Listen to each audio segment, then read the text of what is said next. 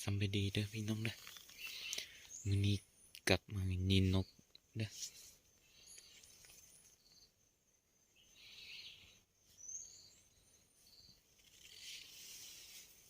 มาผู้เดียวนกกินมาให้เด้อพี่น้องเด้อกินตุ้มมาให้เด้อ